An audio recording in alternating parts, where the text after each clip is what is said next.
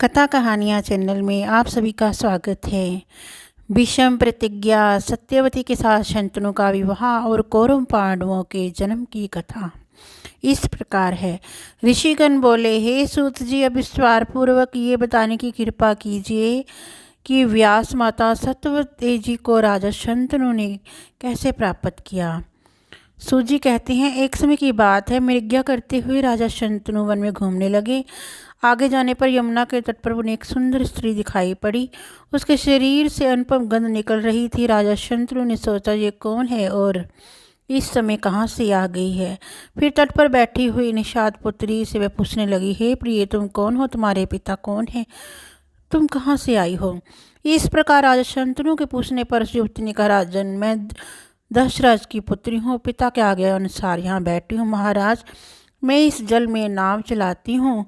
ये कहकर वह सुंदर कन्या चुप हो गई। राजा शंतनु ने उस कन्या से कहा, मैं कुरु के वंश का एक प्रसिद्ध राजा हूँ।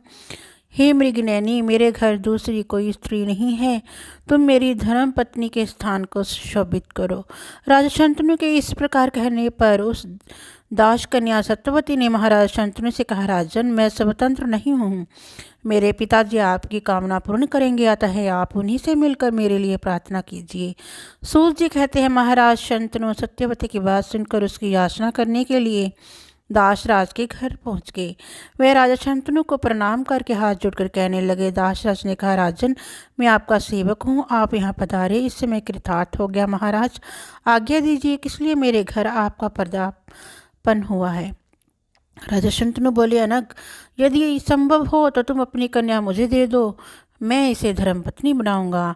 दासराज ने कहा, राजन, आप यदि मेरे इस कन्या रत्न के लिए प्रार्थना करते हैं तो मैं अवश्य दे दूंगा, किंतु महाराज, एक ये शर्त है कि इस कन्या का पुत्र ही आपके बाद राज्य का अधिकारी होगा।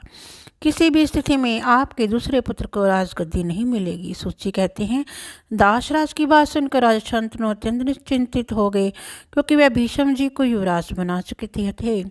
कुछ भी उत्तर ना देकर वे घर लौट गए। उनके मन पर चिंता की घटा गिरी रही। महाराज शंतनु को चिंता से उद्विग्न देखकर पुत्र देवव्रत उनके पास गए और उनसे अशांति का कारण पूछा। राजा ने कहा, पुत्र, मुझे गहरी चिंता तो ये है कि तू मेरा एक ही बालक है, यद्यपि तू शूरवीर, पराक्रम में प्रतिष्ठित एवं संग्राम में पीछे पैर रखने वाला नहीं है। फिर भी पुत्र, यदि कभी युद्ध छिड़ा और तू उसमें काम आ गया तो फिर मैं आश्रयहीन होकर क्या करूँगा। पुत्र, मुझे यही विशेष चिंता है, मैं इसी से दुखी हूँ। सूची कहती हूँ, राजा शंतनु की बात सुनकर भीष्म जी ने वृद्ध मंत्रियों से पूछा और कहा, इस समय महाराज अत्यंत लज्जित हैं, मुझसे स्पष्ट कहते नहीं हैं, आप लोग उनसे पूछकर निश्चय करके सच्ची बात मुझे बताने की कृपा करें।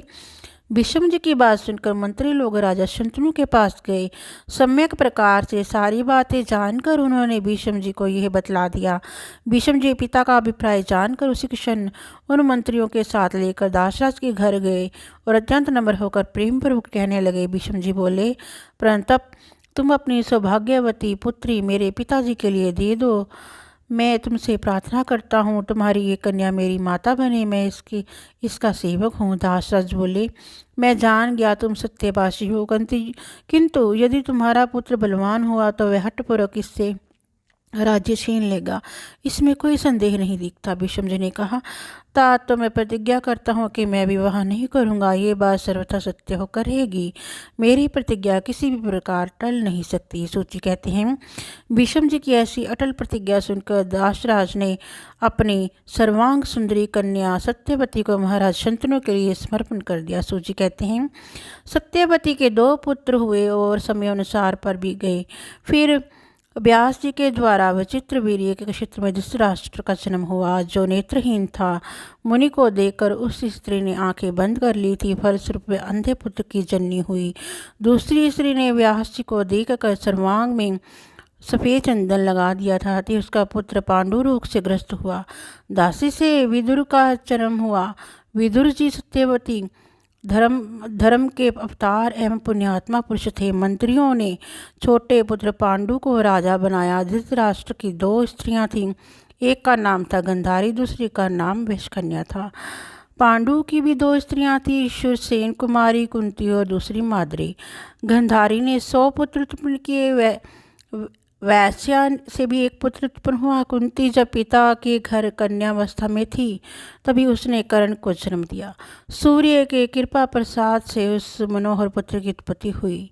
शौनक जी ने कहा, मुनिवर सूत जी, आप ये कैसी विचित्र बात कर रहे हैं कि कुंती से पहले पुत्र उत्पन्न हो गया और उसके बाद उसका पांडु के साथ विवाह हुआ। कैसा सूर्य का संयोग हुआ जिससे कुंती को कर्ण की जननी होना पड़ा? ये बातें बताने की कृपा करे। सूत जी बोले, द्विजवरों, जिस समय शूरसेन कुमारी कुंती वो छोटी थी तभी राजा कुंती भोज उस कल्याणी कन्या को मांग लाए थे। उसे पुत्री मानकर उन्होंने अपने घर पाला पोसा। एक बार मुनिवर दुर्वासा जी वहाँ पधारे। कुंती ने मुनि का सम्यक प्रकार से स्वागत किया। उसकी सेवा से दुर्वासा जी बड़े संतुष्ट हुए। तदनंतर मुनि ने कुंती को एक ऐसा उत्तम मंत्र बताया जिससे प्रयोग करके आवाहन करने से देवता स्वयं आकर मनोरथ पूर्ण कर दें। दुर्वासा जी के चले जाने पर कुंती अपने महल में बैठकर उस मंत्र के प्रभाव को जानने के लिए उपाय सोचने लगी। उस समय सूर्य नारायण आकाश में विराजमान थे। उन सूर्य के आवाहन में वह संलग्न हो गई। आवाहन करते ही भुवन भास्कर अंतःपुर में कुंती के सामने आ पहुँचे। कुंती हाथ जोड़कर सामने खड़ी हो गई, कहने लगी, भगवान, आपके दर्शन से मुझे अपार हर्ष हुआ। अब आप यहाँ से पधारने की कृपा करें। भगवान सूर्य ने कहा, कुंती, तुम्हारे मंत्र के प्रभाव से मैं विवश हूँ। तुम्हारा कन्या धर्म पूर्ववती रहेगा और मुझ जैसा ही तेजस्वी बालक तुमसे उत्पन्न होगा। तदनंतर कुंती को अभिलाषित वर देकर भुवन भास्कर अपने लोक को पधार गई। कुंती गर्भवती हो गई। भवन में छुपे रूप से पुत्र का जन्म हुआ। वह बालक अनुपम सुंदरता, मनोहर दो कुंडल और दिव्य कवच से जन्म काल में ही सुशोभित कर रहे थे। लोकलाज वंश कुंती ने उस शिशु को पिटारी में रखकर दाई को दे दिया। रास्ते में अधिरथ नामक सूत मिला। उसने उस बच्चे को मांग लिया। फिर अधिरथ के घर पर उस बालक का पालन पोषण होने लगा। वही वीर बालक आगे चलकर महाबली कर्ण नाम से विख्यात हुआ। इसके बाद वही कन्या कुंती स्वयंवर में पांडु की धर्मपत्नी बनी। एक समय की बात में महान पराक्रमी पांडु जंगल में शिकार खेल रहे थे। उनके हाथ में एक मुनि की हत्या हो गई। मृग रूपधारी मुनि ने कुपित होकर पांडु को शाप दे दिया, यदि तुम कभी स्त्री के साथ संभोग करोगे तो तुम्हें प्राणों से हाथ धो बैठना पड़ेगा। मुनि के यों शाप दे देने पर पांडु अत्यंत दुखी होकर राज्य का परित्याग करके स्त्रियों सहित वन में रहने लगे। एक समय की बात है कि राजा के पूछने पर एक मुनि ने कहा, परंतप संतानहीन की गति नहीं होती, स्वर्ग में जाने का अधिकारी भी वह नहीं होता। अतः जिस किसी उपाय से भी पुत्र उत्पन्न करना परम आवश्यक है। ये वचन सुनकर पांडु ने अपने कमल लेने प्रिया कुंती से ये बात कही। कुंती ने कहा, प्रभु, मेरे पास मनोरथ पूर्ण करने वाला एक मंत्र है।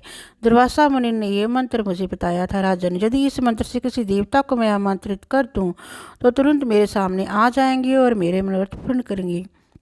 उसी समय पांडु ने कुंती को मंत्र प्रयोग करने की अनुमति दे दी।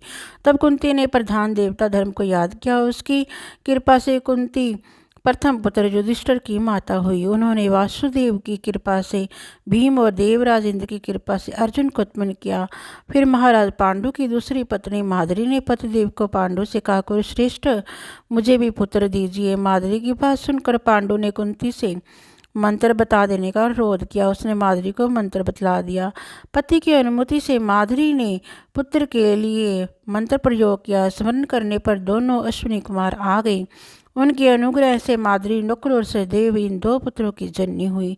एक समय की बात है कि आश्रम सुनसान था। माद्री को देखकर पांडु अत्यंत विकारग्रस्त हो गए। माद्री का संयोग होते ही पांडु के प्राण पखेरु उड़ गए। माद्री सतियों की सत्यता प्रदर्शित करने के विचार से पांडु के साथ सती हो गई। वहाँ के निवासी मुनिगण पांचों पुत्रों सहित कुंती को हस्तिनापुर ले गए। फिर उन बालकों को उन्हें बहु कुंती को लेकर भीष्म प्रतिज्ञा प्रभृति सभी सज्जन हस्तिनापुर में रहने लगे।